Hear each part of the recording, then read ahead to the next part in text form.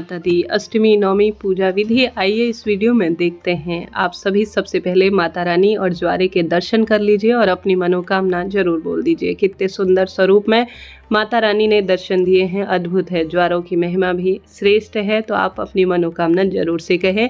Comments में जय माता दी लिखना ना भूलें। अष्टमी और नवमी पर एक ही जैसी करीब करीब पूजा रहती है, तो चिंता टेंशन बिल्कुल ना करें। अपने घर के बड़े बूढ़ों से पूछिए कि हमारे घर में अष्टमी के दिन पूजन किया जाता है, कन्या पूजन हवन, या नवमी के दिन, उसी अनुसार आप पूजन करें। परंतु चिंता नहीं, एक जैसी ही पूजा रहती है। घर में सबसे पहले हलवा, काले चने और पूड़ी सात्विक बिना प्याज लहसुन के आप अच्छी तरह से शुद्धता की भावना से बना लीजिए।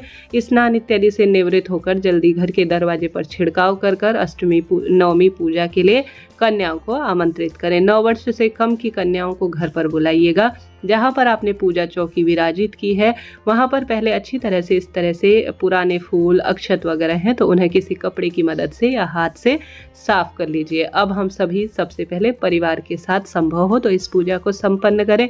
शुभ मुहूर्त मैंने पहले ही बता दिया है कब किस स्वरूप में होगा। विसर्जन विधि, नारियल जो कलश पर रखा हुआ होता है, ज्वारे इत्यादि, उसकी भी संपूर्ण जानकारी दे दी है। आप जरूर उस वीडियो को देखिएगा। सबसे पहले अगर विग्रह स्वरूप है तो पंचामृत इत्यादि से अभिषेक कराएं। इस तरह से मूर्ति प्रतिमा है तो जल के छींटे देकर, गंगा जल मिश्रित जल से छींटे देकर कपड़े से पोंछ लीजिएगा। गणेश जी महाराज और समस्त चीजों पर भी जल के छींटे दीजिएगा। ज्वारे इत्यादि में भी जल शुद्ध तरीके से समर्पित कीजिएगा। अब सबसे पहले अगर आपने अखंड दीप लगाया है तो अति उत्तम है, नहीं तो एक दूसरा सामान्य दीप जोड़ लीजिए और धूप भी यहाँ पर प्रज्वलित कर लीजिए। अष्टमी नवमी की श्रेष्ठ पूजा करने से पूरे नवरात्रि का संपूर्ण फल मिल जाता है। जय माता दी कहते हुए सबसे पहले गणेश जी को रोली, चंदन, मौली, अक्षत सभी चीजें समर्पित करें। उसी के बाद कुल देवी मैया का जरूर से ध्यान स्मरण करें। नवरात्रि की अष्टमी नवमी में कुल देवी मैया का ध्यान करने से ही पूजा संपूर्ण होती है। इस चीज का ध्यान रखें। कैसे आपको कुल देवी मैया के नाम से स्मरण ध्यान करना है, वीडियो तक सुनिएगा अंत तक। आप सभी को माता रानी के सभी स्वरूपों में रोली, चंदन, मौली, अक्षत समर्पित करना है। इत्र लगाकर वस्त्र रूपी कलावा भी समर्पित करना है। कलश देवता और नारियल पर भी रोली, चंदन, मौली, अक्षत समर्पित करें। दीप देवता और जो पुस्तक है आपके नियमित रूप से पढ़ने की, उस पर भी रोली, चंदन, मौली समर्पित करें। अगर आपने माँ को इन दिनों अभी तक सुहाग सामग्री, चुन्नी इत्यादि नहीं चढ़ाई है तो आप समर्पित कीजिएगा। नहीं तो पहले से आपने समर्पित की है तो कोई दिक्कत नहीं, अष्टमी नवमी पर इन्हें यहीं पर रहने दीजिए। दक्षिणा पहले नहीं चढ़ाई है तो अष्टमी नवमी पर आप माँ को भेंट कीजिएगा। नए पुष्प समर्पित करें, साथ के साथ नारियल इत्यादि समर्पित करते हैं तो और अधिक शुभ माना जाता है। तो इस तरह से आप सबसे पहले सामान्य सी पूजा को परिपूर्ण करें। अब बारी आती है भोग समर्पित करने की। तो भोग आप इस दिन बताशे या पंचमेवा, पंचफल आपकी इच्छा अनुसार माँ को अपनी जो है मनोकामना कहते हुए समर्पित कीजिएगा। इस कार्य को करते हुए कुलदेवी मैया का स्मरण जरूर कीजिएगा। कुलदेवी मैया को आपको भूलना नहीं है। एक पत्ते में आप सभी लौंग, इलायची या बाजार से आप मीठा पान बनवाकर, बताशा इत्यादि रखकर माँ के श्री चरणों में भोग स्वरूप समर्पित कीजिएगा। अष्टमी नवमी पर यह श्रेष्ठ कार्य माना जाता है। सात्विक चने और पूड़ी और हलवा यह आवश्यक रूप से अष्टमी नवमी का सबसे श्रेष्ठ भोग है। और साथ ही गोला अर्थात नारियल भी महिलाएं नहीं तोड़ती, इस बात का ध्यान रखें। पुरुष जनों से तोड़वा कर आप जो है विशेष भोग और नारियल माँ को जरूर समर्पित कीजिएगा।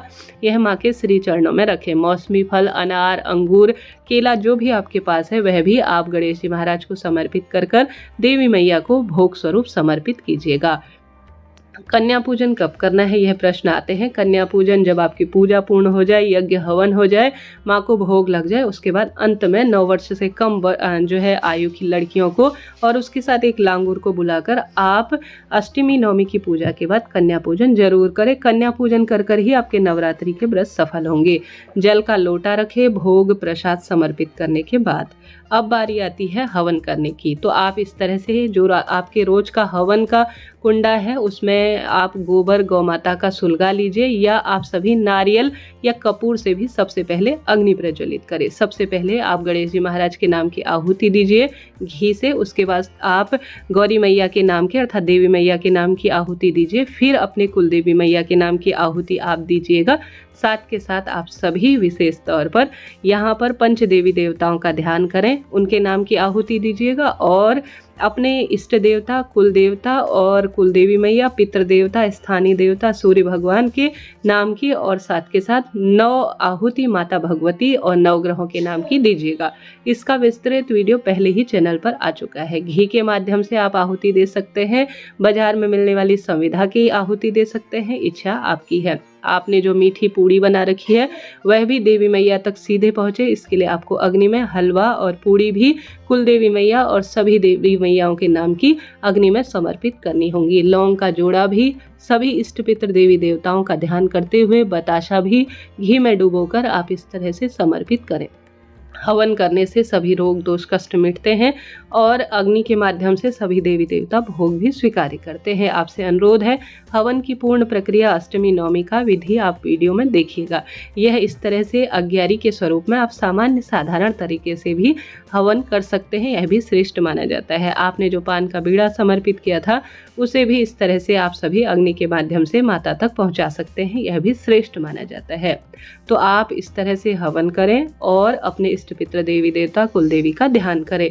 इस तरह से आपको यह कार्य करना है। अंत में एक दूसरा दीपक लगा लेंगे, उससे आरती कर लेंगे। माँ भवानी और गणेश जी के नाम की परिवार के साथ आरती करें, इस बात का ध्यान रखें। तो यह कार्य हो जाने के बाद आप एक जल का लोटा साथ में जरूर रखिएगा। इससे आप सभी सबसे पहले आरती करें, माता को 3 बार आरती दिखाएं, जिस तरह से मैं कर रही हूँ। जल का लोटा आप जल शीतलीकरण जिसे कहा जाता है, हवन के ऊपर से जो सभी चीज़ें हैं उनके ऊपर से घुमाकर जमीन पर छोड़ दीजिएगा। अंत में मुरही पूजा में भूल चूक के लिए क्षमा प्रार्थी हो जाइएगा। ठीक है जी, यह बात हो गई।